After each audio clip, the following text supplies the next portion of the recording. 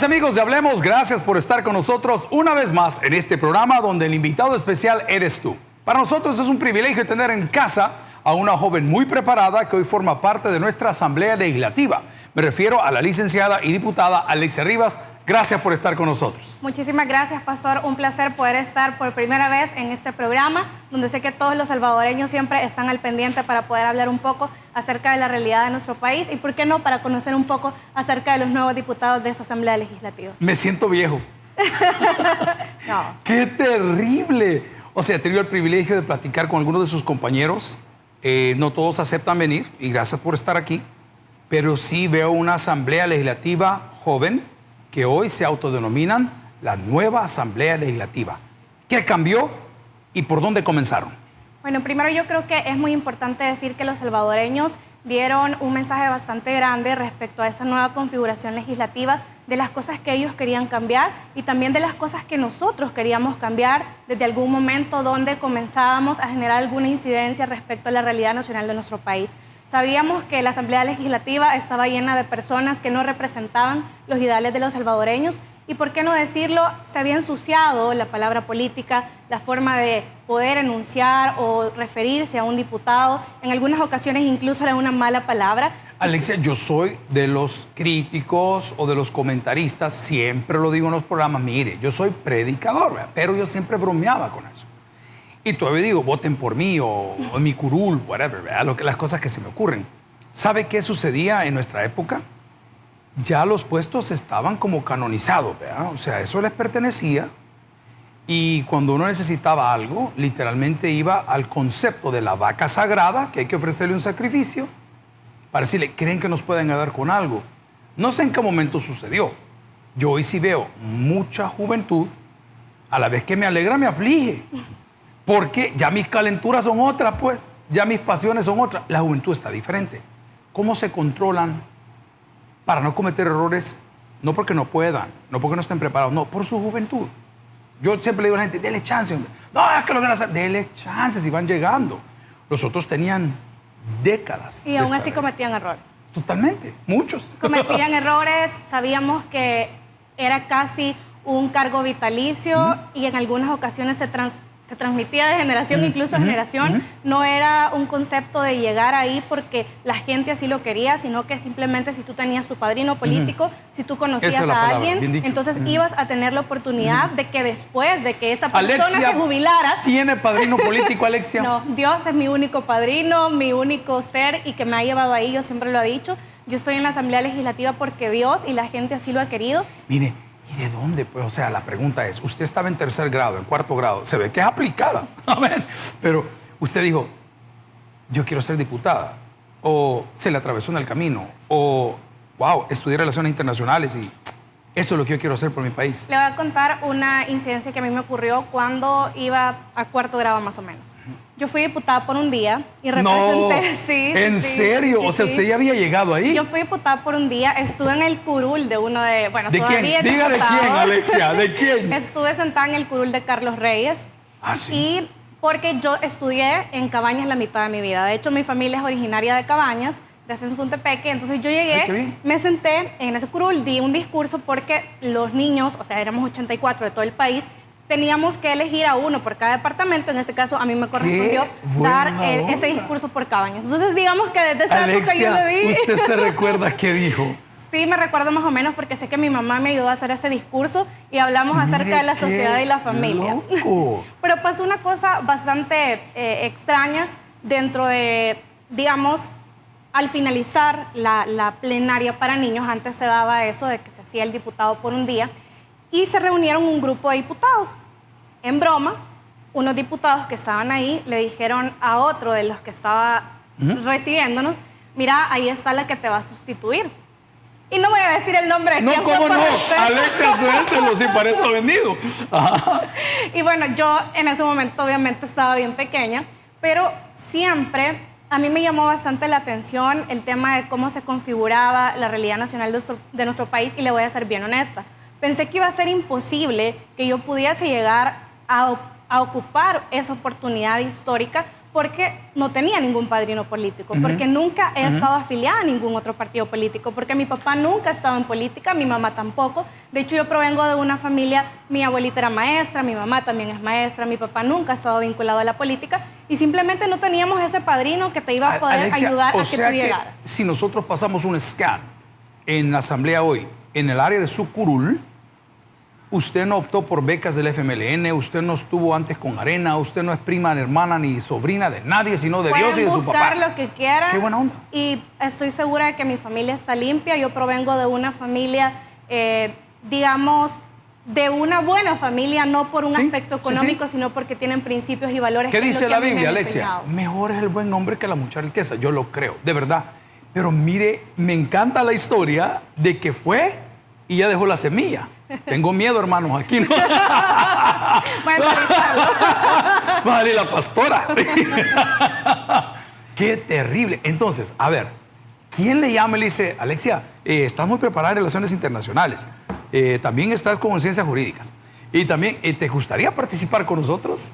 Bueno, de hecho no funciona así en Nuevas Ideas, les voy a contar. Aquí todos empezamos a aportar incluso en nuestros recursos, en el sentido de abrir sedes. Si tú ibas a dejar algún tipo de donativo, lo hacías con tus recursos. Es decir, el partido, pues en ese momento ni siquiera éramos partidos, sino que yo estuve desde que inició la consolidación del movimiento como tal, la recolección de las firmas, crear las sedes, estar ya cuando el presidente ya se convirtió en presidente y luego posteriormente seguimos en el movimiento y le voy a contar.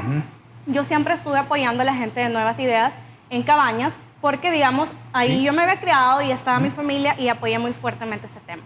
Sin embargo, mis papás no estaban de acuerdo en que yo participara en política y el miedo eventual de las madres de decir, hija, te van a estar destrozando en redes sociales, hija, mira, y mi papá pues también, digamos, no estaba de acuerdo en que yo participara. Un día... ¿Qué edad tenía? Tenía 27. O sea, ¿cuántos años tiene? Tengo 30. Acabo de cumplir 30 años. Pero se ve súper joven. Sí, siempre me celebran los 23 años en las comunidades. Gracias. ¡Qué curioso! Y yo tener tengo una buena 100. vida ordenada, pastor. Dormirse temprano y tener una vida ordenada. Ey, de verdad, yo ese creo que andaba por los 25 o 23, por ahí. Tengo 30 años. Ok, entonces... Entonces mis papás no querían que yo participara, pero ellos siempre han sido bien respetuosos de apoyarme y porque siempre han sabido de que pues analizo las cosas, ¿no? Y siempre mi papá me ha dicho, cada vez que vos quieras hacer algo tenés que pedir que Dios sea tu guía y que Dios vaya confirmando si las cosas se pueden dar o no. Pues las cosas se dieron. Yo me inscribí como diputada por San Salvador un día antes de que se terminaran las inscripciones y recuerdo que estaba el tiempo de la pandemia. Yo trabajaba en el Ministerio de Salud. De hecho, esa es otra de las cuestiones que justo ese fin de semana estábamos hablando con mi papá. Él me dice, hija, si a ti te buscan, por ejemplo, algo que tú hayas pertenecido, hayas estado trabajando en un partido político o una institución de gobierno antes del presidente Nayib Bukele, no van a encontrar nada, porque yo trabajaba en empresa privada. De hecho, el otro año voy a cumplir ya 10 años de poder haber iniciado mi vida laboral. Yo empecé trabajando a los 19 años, cuando todavía estaba en la universidad, trabajaba y estudiaba, me gradué. Y siempre, digamos, he tenido esa constante... ¿Se vino a San Salvador? Me vine a los 17 años para San Salvador. Ya me quedé acá por razones obvias del trabajo, los estudios. Sin embargo, yo dije, bueno, vamos a ver qué pasa. Estaba el tiempo de la pandemia. Yo empecé a trabajar en el Ministerio de Salud en junio del 2019 con esa nueva administración, gracias a Dios. Y no fue por ningún cuello, de hecho. Fue Dios quien me llevó ahí. Y resulta que empezamos a conocer a personas que en ese momento tenían algunas necesidades específicas en materia de salud. ¿Qué hacía usted ahí? Yo era la encargada de la oficina de cooperación en el Ministerio de Salud, entonces recibíamos los donativos, despachábamos donativos, ayudábamos con personas que, por ejemplo, necesitaban una prueba COVID, personas ¿Aquí que necesitaban kits, acá en San Salvador. Entonces yo empecé a apoyar en ese tema, la gente siempre ha estado canalizando algunas ayudas y yo pues siempre he estado presta a ayudar. Y no me pregunte cómo, al final se dan esas elecciones internas de Nuevas Ideas, las pasadas, y yo quedé en la posición 9. Éramos alrededor de más de 200 candidatos en San Salvador, y yo me recuerdo que en ese momento yo no lo podía creer. Y yo dije, ok, bueno, trabajamos mucho, sí, trabajamos mucho, pero siempre he creído de que Dios ha sido el que ha abierto esas puertas, y bueno, heme aquí. Pero qué curioso ese desarrollo y qué rápido. En esas primeras elecciones internas, ¿quiénes votaron? En esas primeras elecciones internas votaron todas las personas que se habían inscrito en el padrón, solo que como era el tema del COVID, las personas podían votar en línea y el padrón, digamos, estaba abierto para todos los que se hubieran inscrito en ese momento. En estas últimas elecciones solo pudieron votar las personas que sí estaban afiliadas, pero se habían empadronado. Es decir, para poder saber quiénes todavía seguían el movimiento y demás, y ya son cuestiones internas meramente del partido. Es decir, estas elecciones fueron un poco más complicadas porque solo las personas que estaban empadronadas podían votar, a comparación de las anteriores, donde todos los que ya eran afiliados podían hacerlo. Sus jefes en el momento del Ministerio de Salud y Cooperación, yucas, ¿qué dicen hoy? Bueno, siempre ahí me pasan pidiendo café con pan porque tenía compañeras que ya tienen muchísimos años de estar en el ministerio. Digamos que yo era la adquisición joven que el ministerio había contratado en ese momento y la verdad aprendí mucho de ellas porque ya son señoras muy mayores, la verdad, pero yo llegué, digamos, a darle un poco de jovialidad a esa oficina, hicimos un muy buen team y pues ahí siempre estamos en contacto porque a veces es como, mire, ayúdame a recibir a tal paciente, mire que necesito tal cosa en salud, mire que por favor ayúdame. Y Dios permitió a través de esa posición que yo pueda seguir ayudando a muchas personas porque pude conocer a enfermeras, pude conocer a médicos, pude conocer a laboratoristas, es decir, en todos lados. Gracias a Dios pude conocer a alguien que ha permitido que ahora también desde la Asamblea Legislativa pueda ser un contacto para ellos para canalizar ayudas como estas. Alexia, de todos los maestros que tuvo en la Universidad de El Salvador, en la Universidad Panamericana y, bueno, en todo el diplomado de Economía, en Política, ¿quiénes son dos personas que recuerda que de verdad dice, wow, esos teachers a mí, aparte de sus papis, pues, porque son oye, su mami era maestra, pero habrá alguien que le marcó la vida? Sí, tuve dos catedráticos, uno de ellos se llama Benjamín González Coto y tuve otro que hace poco falleció, de hecho, por la pandemia. Él se llamaba Miguel Ángel Amaya Cuadra y él fue quien me enseñó todo lo que yo sé de política. Y era bien bonito porque cuando yo entré a la Universidad de El Salvador, justo en ese año cambiaron el pensum. Entonces, digamos que actualizaron ciertas materias, pero estos eran de esos catedráticos old school que usted dice, son yuca, te dejan la materia, si tú no entras a clases, si no prestas atención, ya sabes que puedes dejar un año, porque en la Universidad de El Salvador funciona así. Si tú dejas una materia, te atrasas un año. Y fíjense que esas eran de las cosas que yo, en un inicio, yo le lloré a mi mamá que yo no quería estudiar en la Universidad de El Salvador. Y le voy a decir por qué. Yo siempre hacía como planificaciones de vida y decía, bueno, tengo 17. 5 años, no voy a dejar materias, a los 22 me tengo que graduar, sí o sí. ¿De su primer carrera? Claro. Y mi mamá me dijo, bueno, mira, el dinero no da para que te paguemos una universidad privada, vas a tener que estudiar en la Universidad de El Salvador. Y yo le lloré a mi mami porque en esa época yo veía que cerraban la Universidad de El Salvador, que la gente se quedaba sin estudiar un ciclo. Y yo recuerdo que le dije, mami, por favor, yo no quiero ir ahí, yo me quiero graduar a los 22 años. Y mi mamá se quedó como, ok, mira, vamos a hacer una cosa, me dijo. Te vas a ir a hacer el examen de admisión y vas a ir también a otra universidad y si te ganas una beca en otra universidad, entonces estudias ahí o que no te den media beca. Y así fue. Pero al final a mí se me metió que quería estudiar Relaciones Internacionales. Y solo en el Nacional habían Relaciones Internacionales, en la Gavidia estaba un poco más reciente. Ahora la carrera se ha abierto en otras universidades. Sí, la Evangélica la tiene. Exacto, la Gavidia ya la tenía, pero digamos... Y dicen que la Gavidia ahora, si no se ha enterado, hay una fusión... De negocios internacionales y también alguien ha venido, eso es un rumor, no lo puedo probar. A mí me llegó el fin de semana que otra universidad americana la ha venido a comprar. Y eso va a ser un boom porque ahora pues las carreras van a estar casi que homologadas. Pero bien, entonces... Entonces, bueno, yo quedé en la Nacional y después dije, no, eso es lo que yo quiero estudiar. Me quedé estudiando en la Nacional y gracias a Dios, desde el primer año que yo inicié, nunca se dio un cierre en la Universidad de El Salvador. Es decir, yo nunca me atrasé por el bendito tema de las marchas y que cerraban los portones de la U.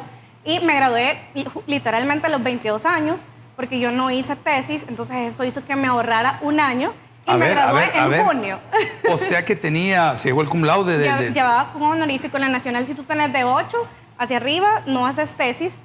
Y yo recuerdo porque yo ya estaba trabajando. Empecé a trabajar cuando iba a tercer año. Ese día...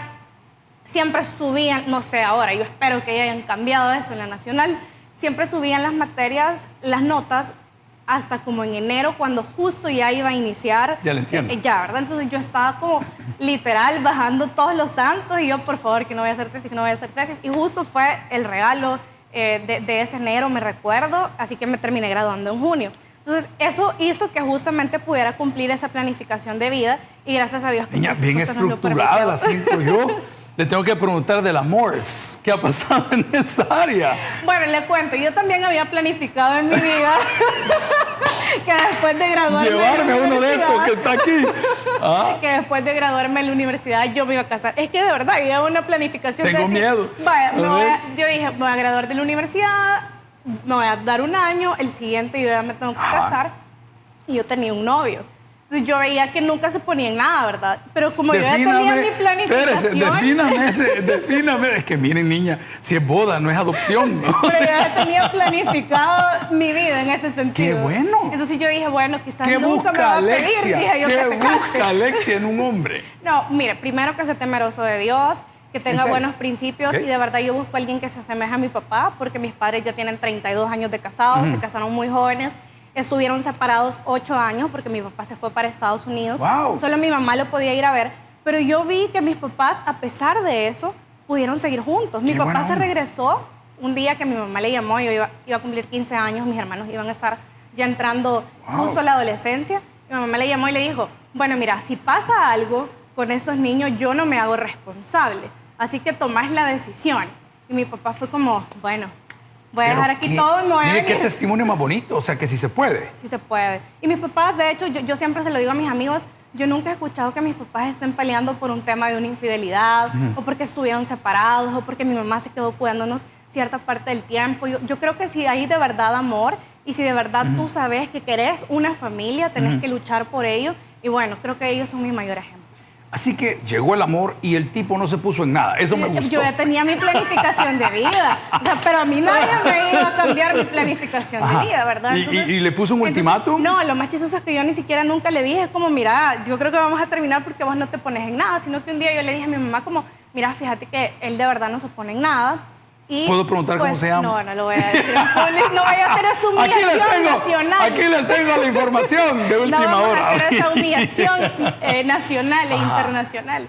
No, entonces yo dije, bueno, le dije a mi mamá, fíjate que yo, mami, la verdad, vos sabés, yo ya tenía una planificación, yo creo que él no se quiere casar, obviamente nunca le dije, te querés casar, ¿verdad? Pero uno siente. ¿Cree que eso es normal? Siente. Sí, yo creo que sí es normal, pero depende qué es lo que tú también querés. Pero me refiero, ¿está mal que una mujer le diga a uno, cásate conmigo? No, yo creo que no está mal. Yo lo mismo digo, yo creo que no está mal. Pero en ese momento yo era como, verdad, tenía esa idea. Ahora las cosas han cambiado un poco. Siempre, obviamente, me quiero casar y quiero tener hijos. Pero luego, Dios sabe por qué hace las cosas. Seguramente si me hubiera casado, no estuviera aquí. ¿No ha visto alguito en la asamblea por ahí? No.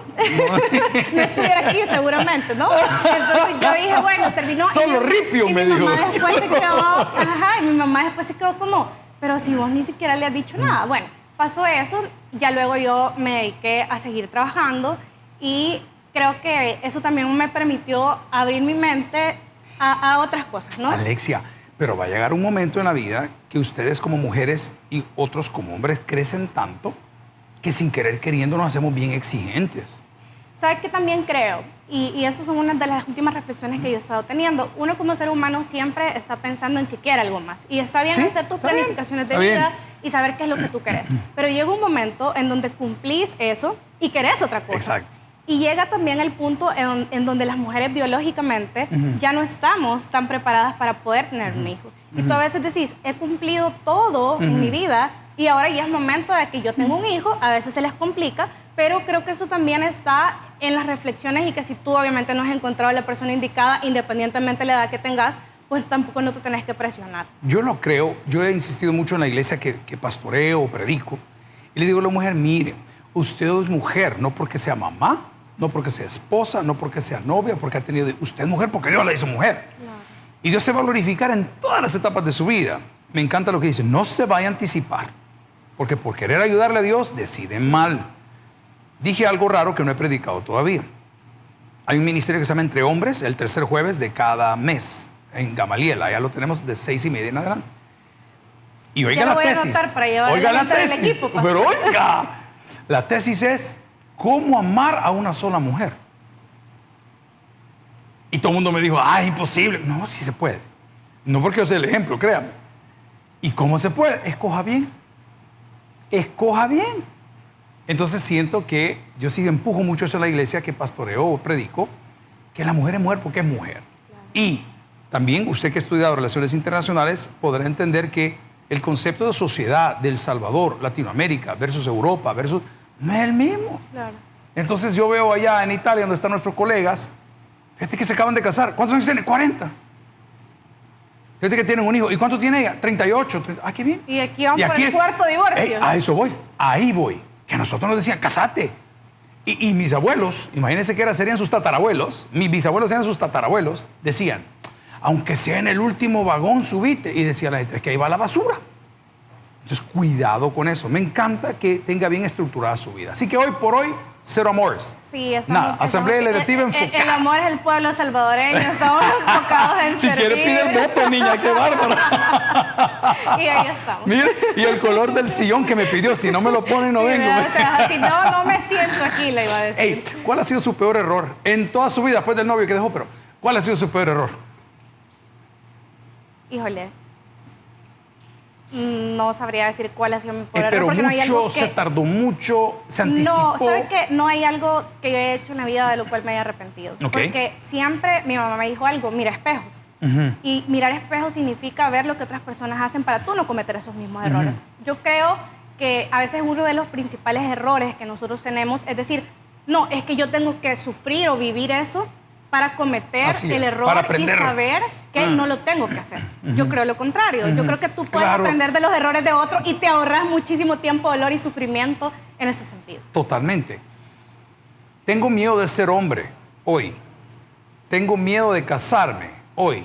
Tengo miedo de tener un hijo hoy, porque las leyes en El Salvador favorecen al 99.9% a la mujer, porque todos los hombres somos violadores, criminales, cuenteadores, papichulos, papirrines, cuchipapi, todo lo que se le puede ocurrir. ¿Qué está pasando en El Salvador? Hoy una llamada telefónica de una mujer diciendo, ese hombre me acaba de insultar y me golpeó, pesa más que el testimonio de un hombre que diga, mire, yo no le hice nada. Es más, ella me agredió. ¿Qué hacemos? Creo que tradicionalmente hemos estado insertos en una cultura machista que nos ha hecho creer que los hombres son golpeadores de mujeres, que los hombres son... Y que lo hemos sido en algo... Sí, exacto. Sí, o sea, y nadie va a defender lo indefendible. Sin embargo, yo creo que sí hay muy buenos hombres, sí hay muy buenos padres de familia y hay ocasiones en las cuales son las mujeres quienes utilizan las leyes, utilizan determinados protocolos para su beneficio. Alexia, defiéndanos de Alexia. Como presidenta de la Comisión de la Mujer, propongo crear la Comisión del Hombre. No, mentira. Mire, no, de verdad, oiga quejan. esto. Es que como aquí nos toca dar consejerías. Y yo siempre le digo, mira, a mí ya estoy viejo, pues. Y yo siento que perder una hora de mi vida, ya no. Hago la broma siempre que hoy uno no cumpleaños. Estas son despedidas. Y tengo que venir a oír los grandes conciertos. De que mire, que no... Entonces yo le digo, mire, lea la Biblia, hombre. Ponga la Biblia ahí y lo que ella diga, usted eso haga. Pero sí he visto algunos, entre todos, que el hombre no había hecho nada. Le doy un ejemplo duro, Alexia, pero duro que nos pasó hace 6 semanas. Amanecemos un domingo y en los postes de toda la iglesia y hasta llegar a galerías, que son como 3 cuadras a la redonda, amanecieron unos pósters pegados en los postes de luz o energía con la foto de un hombre acusado de cosas terribles. Inmediatamente llamo yo al equipo de trabajo y digo, miren, ¿ustedes conocen a esta criatura? Sí, mire, él está casado, sí, y él tiene, sí, mire, llámenlo y dígale que por favor, mientras no arregle esto, no vaya a este ministerio. Y mire, que al final eran celos de una persona X que quizás había puesto los ojos en él o en ella y se descosió. Hace poco recibimos una visita a la fiscalía y me dijeron, ¿podrían facilitarnos los días cámaras? Sí, le digo, con todo. ¿Puedo preguntar de qué caso? De este caso. Entonces, Alexia, existe. Han habido momentos que el hombre hoy, bueno, todas las juezas de familia son juezas de familia. Es raro encontrar un juez.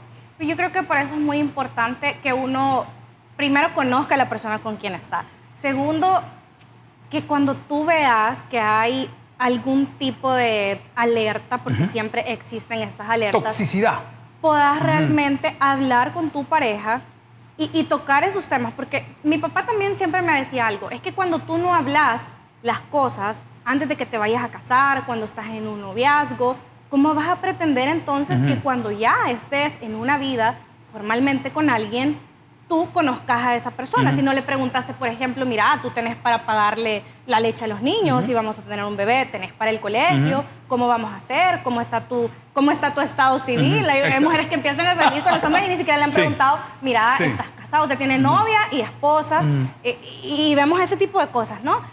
Y después todo el mundo es el sorprendido y nadie sabe nada, porque no te aprendiste a conocer en la etapa del noviazgo, que es tan importante. O ves que simplemente en una noche quedó embarazada, vas y el hombre está casado, y ahí es donde se empiezan a dar los problemas que se vuelven problemas sociales, problemas que se ocasionan y no solo destruyen a una familia, destruyen a muchas familias.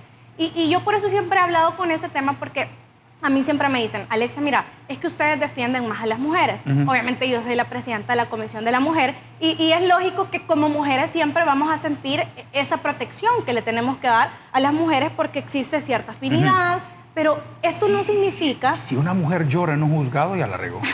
Pero eso no significa también, pastor, que los hombres no tengan leyes que les protejan. El punto es de que siempre hemos creído de que solo las mujeres tienen leyes que las protegen, pero lo cierto es que no es así. Hay leyes que protegen también la intimidad, el honor, la imagen de los hombres. El punto es que no lo utilizan. ¿Y cómo tú pretendes entonces que el Estado te pueda proteger si tú no haces uso de las garantías que el mismo Estado te da? Siempre estás pensando en que una mujer va a llamar y te van a meter preso porque a la primera te van a ir a traer. Sí ocurre que si un hombre llama, el policía se va a poner a reír y le va a decir, mire señor, o sea, póngase serio y va a pensar que es una broma. Sin embargo, ocurre. Por eso siempre he creído que los temas de sensibilización al interior de las instituciones son vitales para poder tener un protocolo de ayuda independientemente si sos hombre y si sos mujer. Yo le comentaba que este fin de semana llevamos a unas comunidades a la feria de manera gratuita, y fíjese que ahí me encontré a un padre de familia que es un padre soltero, tiene 2 hijos, y él siempre anda viendo cómo saca adelante a sus hijos. Era la segunda vez que yo lo veía y pues me pidió desde las cosas más básicas que usted se puede imaginar. Y yo luego dije, este es un buen hombre. Y casi nunca hablamos de los buenos hombres que se hacen cargo también de sus hijos y que no van, por ejemplo, a decir, es que mire, la voy a ir a demandar porque no me quiere ayudar con mi hijo. Que obviamente está mal no hacerse cargo de los hijos, porque ¿para qué te pones a tener relaciones si sabes o que van a pasar 2 cosas? O vas a quedar embarazada o no, pero es tu decisión también poder tener una vida planificada. Pero siempre lo he dicho que al final las instituciones protegen a hombres y mujeres y por eso necesitamos conocer esas leyes para poder saber cuáles son los medios que debemos utilizar en caso que a un hombre le ocurran ese tipo de cosas. Porque puede ser que después un hombre diga, bueno, yo voy a llevar una demanda porque eso ha sido una difamación, porque a mí me han cesado de mis labores, por ejemplo, y se tienen que pagar después los salarios caídos que esa persona dejó de percibir producto de ese despido. Pero lo importante es que podamos también hablar del tema, porque es otro tema que no se toca. A los hombres les da pena decir, por ejemplo, mira, fíjate que yo estoy sufriendo abuso físico. Bueno, hoy ponemos, a ver si me los puedo. El físico,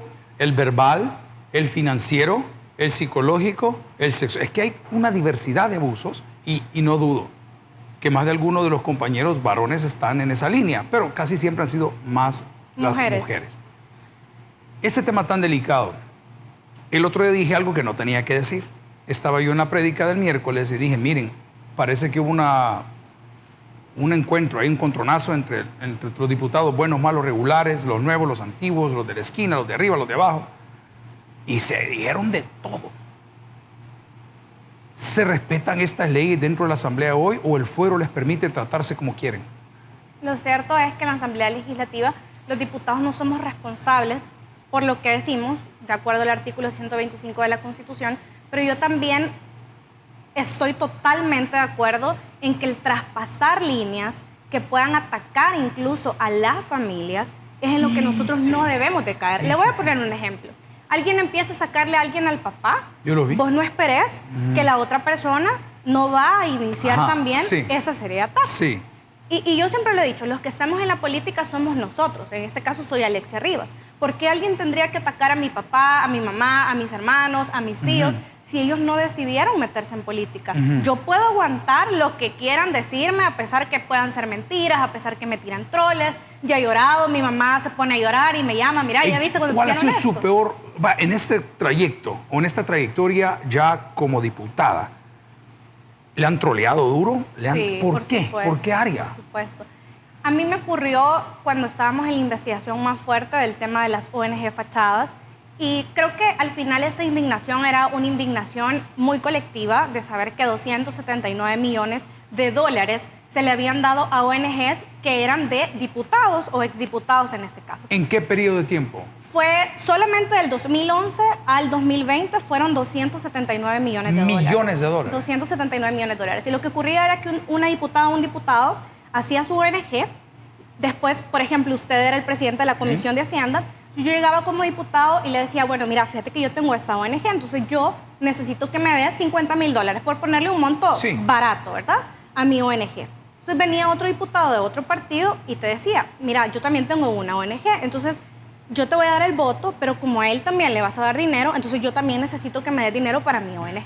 Y así todos los exdiputados, en su mayoría, no voy a decir todos el 100%, pero digamos de todos los partidos, tenían estas ONG fachadas. Entonces ellos... Eso es probo, eso se ha probado, no existía. No existía ni siquiera un mecanismo legal, no es ético, no es moral, es ilegal. ¿Todavía hay diputados con ONGs? No, ya no. Ya no, porque ahora hay un mecanismo de control más estricto a la hora de poder dar fondos. De hecho, nos encontramos en las investigaciones que se le habían dado fondos sin tener una solicitud previa. Es decir, espérame, o sea, te doy dinero, pero vos ni siquiera me decís para qué vas a utilizar el dinero o quiénes están ahí. Veíamos a exdiputados, personas incluso que trabajaban en la Asamblea Legislativa como miembros de las juntas directivas. Llegó una señora a la comisión y nos dijo de que ella no sabía cuando la habían metido a una junta directiva porque ella en ese momento se encontraba jugando golf en un lugar de prestigio del país. ¿Usted cree de que para el salvadoreño que se levanta a las 5 de la mañana a trabajar es una respuesta de una exdiputada de un partido que recibió también dinero por hacer ese tipo de mecanismos irregulares? Eso ya no pasa en la Asamblea y son los controles que de verdad tenemos que tener, pero cuando estábamos en el momento más álgido de esta discusión y teníamos a una expresidenta de la Asamblea Legislativa, que de hecho, y lo voy a decir, es Lorena Peña, quien siempre dijo que defendía a las mujeres, que tenían sus ONG feministas y activaron todos los mecanismos de ataque para ejercer violencia política en mi contra y en contra de otras colegas diputadas. Y eso, por supuesto, que llevó y generó una crisis personal. Y digo, solo fue de un día, gracias a Dios, porque yo desde ese momento dije, Alexia, no vas a permitir que estas personas por sus ataques te vayan a silenciar. Porque en el momento en que ellos me callen, entonces no solamente voy a perder yo, sino que pierden todas las personas que delegaron su confianza en mí para hacer las cosas correctas. Así que yo por eso... ¿Se le vino encima el mundo? Digamos, fue una crisis de Twitter en la cual empezaron desde ese momento los ataques y yo lo tenía identificado porque eran páginas feministas que empezaron a atacar de una manera bastante coordinada. Y pues obviamente mi mamá ese día, recuerdo, estaba llamándome y me decía, mira lo que te han sacado, hija, no sé qué. Y yo le dije, mami, cerrá y no te metas a las redes, porque yo sé que eso te va a afectar, pero ellos simplemente lo que quieren es callarme. Y al final cuando tú callas, también te convertís en cómplice de un sistema que se robó millones de dólares, que lo único que quieren es que tú te calles y por eso es que empiezan a atacar más fuerte a los que en algún momento representamos la voz de otros salvadoreños, pero esa fue la única vez porque desde ese día yo me prometí que nada de esto me iba a afectar. Alexia, ¿y qué le sacaban? Eran, póngale, me empezaban a hacer memes, empezaban a distorsionar audios, sacaban imágenes cortadas de cosas que aparentemente yo había dicho, pero que en realidad no terminaban la frase. Por ponerle un ejemplo, había una equivocación de una palabra mal dicha y ellos empezaban a generar memes, pero tú decís, ok, eso es otra cosa que solo le pasa a las mujeres. Los hombres se pueden equivocar lo que quieran y yo estoy segurísima, pastor, que usted jamás ha visto que a un hombre le hagan un meme por equivocarse. Pero una mujer se equivoca y empiezan los memes porque siempre las mujeres deberían de ser infalibles y a los hombres se les va a perdonar todo. Y por eso es que al final creo que esas construcciones se deben también de hablar para saber cuáles son las cosas que debemos mejorar, cuáles son las cosas y los lugares en los cuales no debemos de decir nada. Y estoy totalmente de acuerdo en que la Asamblea Legislativa también debe de ser un canal para no personalizar las cosas, sino para debatir ideas y esas ideas, por supuesto, deben ser consecuentes con tus acciones. ¿Dentro de la Asamblea le han atacado a usted, digamos en una plenaria? ¿Qué se siente que diga, pida la palabra fulano? Y dice el presidente de la Asamblea, tiene la palabra fulano. Y cuando le abran el micrófono, yo les admiro. O sea, no me podría quedar ni ahí ni callado. Creo que me han levantado un curul a darle un coscorrón a alguien, pero qué terrible. ¿Ya le ha sucedido? En ocasiones yo creo que sí dan ganas y hace falta, ¿no?, de poder decir cosas que evidentemente no se pueden decir porque sos diputado, porque estás en un lugar donde revierte también la importancia o un cargo que tú también te lo debes de dar. Pero en una ocasión ocurrió de que una diputada, como ahí ves, digamos, alguien pide la palabra, tú puedes pedir la palabra, entonces en nuestra pantalla se puede ver quiénes tienen la palabra, ¿no? Entonces tú ves, por ejemplo, que alguien está hablando y yo sé que después va a hablar Alexia Rivas, por ponerle un ejemplo, ¿no? Entonces están ahí todos. Ya están preparando. Claro, entonces ya de todo el arsenal, ¿verdad? Entonces ese día estaba hablando una diputada de la oposición y yo pedí la palabra porque estaba diciendo unas cosas que no eran ciertas, pero luego esa diputada empieza a mencionar y dice, y la diputada, ella no mencionó nombres, pero dice, y hay una diputada que creo que va a hablar después de mí y que su papá ha trabajado 10 años en el gobierno del FMLN, y yo me quedé, ok, vamos a ver si dice mi nombre, porque si de verdad está diciendo mi nombre y como eso es mentira, yo le voy a decir que me lo rete y públicamente la voy a retar y le voy a decir que me lo compruebe, y si no, yo la voy a ir a demandar por difamación, porque eso no es cierto. No dijo el nombre. Pero obviamente ella había visto. Usted estaba afilando. Yo ya estaba lista, no, yo ya casi estaba sacando el artículo en el cual estaba el delito por difamación. No dijo mi nombre ni nada. Y esa fue la única vez en la cual alguien, digamos, intentó personalizar algo conmigo. Porque si alguien personaliza algo conmigo, entonces ahí sí, Alexia Rivas se pone todavía más seria de lo que es. Porque vuelvo y lo repito, yo creo que la protección de la familia debe de estar siempre, porque la familia es lo más importante en la vida de cada ser humano, y por eso pues yo voy a proteger a mi familia con uñas y dientes y con lo que sea, y por eso creo que también es un buen momento para poder reflexionar y saber que si tú no crees que te saquen a tu familia, entonces tú empezás por respetar también a la familia de los demás. Debo de preguntar en la Comisión de Familia, Niñez y Adolescencia, Adulto Mayor y Personas con Discapacidad, ¿qué logros hemos tenido? Bueno, han sido varias leyes.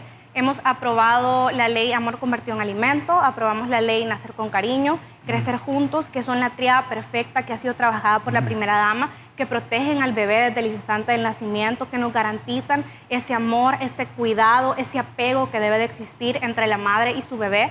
Porque de hecho, pastor, a mí me sorprendió mucho cuando estábamos en el estudio de esta ley, el saber que en las primeras 4 horas de vida es donde el bebé debe de tener el apego de su madre, porque es lo que le genera lazos y también recuerdos a futuro, además de que el alimento, la leche materna, todos sabemos todos los componentes que tienen, pero sobre todo porque está determinado que el tener este apego familiar ha generado también en nuevas generaciones niños más sensibles, niños que pues no tengan otras enfermedades que antes se desarrollaban o incluso problemas sociales. Y por eso es que nosotros vemos que, por ejemplo, los pandilleros o los delincuentes que se criaron sin sus padres, que se criaron sin sus abuelos y que tuvieron que tomar el camino del mal, también si nosotros lo vemos en retrospectiva fue porque no contaron con un amor de sus padres, de sus familiares, de una familia, de una maestra, de alguien que en ese momento pudiera orientarlo. Y por eso es que vimos sí una generación perdida, pero por eso es que dentro de estas nuevas leyes nosotros queremos empezar a crear nuevas generaciones de salvadoreños para que de aquí a 15 o 20 años nuestro país sea diferente. Esto se va a ver no en 3, 5 años, sino que lo vamos a ver a largo plazo. Alexia, llevo 6 años tratando de timonear este barco y hasta hoy estoy viendo algunos resultados, no todos buenos, pero ayer fue uno de esos días, digo, wow, pasaron 6 años y ahí vamos bien. Ahora, comisión política, ¿qué hace? ¿Qué ha cambiado esta comisión? La comisión política es una de las comisiones más importantes de la Asamblea Legislativa porque es la encargada de poder seleccionar a quienes van a ser los perfiles que van a estar dentro de las elecciones de segundo grado. Llámese fiscal general de la República, procurador general de la República, procurador para la defensa de los derechos humanos, estamos hablando de los magistrados de la Corte Suprema de Justicia y actualmente tenemos dentro de la comisión la discusión de la elección que se va a tener para magistrados a presidente y 2 magistrados de la Corte de Cuentas de la República. Lo que ha cambiado dentro de la comisión de la comisión política es que ahora ya no hay una lista preseleccionada de personas que van a ocupar esos cargos. En el pasado lo que ocurría era que se inscribían, póngale, 50 personas, pero luego la comisión política se encerraba y decidía cuáles nombres iba a tachar Y luego decíamos, bueno, mira, fíjate que por las negociaciones que hemos hecho consideramos que esos son los 5 perfiles, dejando los 45 sin la posibilidad de poder tener una entrevista, de que esto pudiera ser público, de que los salvadoreños vieran incluso quiénes son los perfiles mejores evaluados, los que cumplen ciertas características. Y ahora todos los que se inscriban pasan a exponer sus ideas, sus planes de trabajo. La Comisión Política dictamina y pasa al Pleno Legislativo toda la lista, y son los partidos políticos quienes proponen a quienes deberían de ser los que van a hacer esa nueva configuración, pero ahora de manera pública, transparente y abierta. Qué tremenda responsabilidad. Alexia, parece mentira. Casi no hablamos mucho, pero hablamos todo. No hicimos pausa, llevamos arriba de 40 minutos y nuestro programa se terminó. ¿Algún mensaje para la mujer salvadoreña? Para aquella mujer que tiene los sueños que usted ha tenido, que quiere estructurar su vida como usted lo ha estructurado. ¿Qué les diría? Lo que nunca se den por vencida, que es importante que todas las mujeres salvadoreñas sepamos cuáles son nuestras virtudes y que nunca dejemos a Dios por lado. Si nosotros nos proponemos cumplir nuestros sueños, si tenemos a Dios en nuestros caminos, en nuestras oraciones y en nuestros pensamientos, y sobre todo si llevamos una vida ordenada, todos nuestros sueños se pueden convertir en realidad. Diputada, muchas gracias por su tiempo. Amigos y hermanos, yo debo de terminar como siempre lo hacemos, recordando que a cualquier situación Jesús es la solución. Hombre, pruebe a Jesús. Si no le funciona, le devolvemos sus pecados. Muchas gracias y hasta la próxima.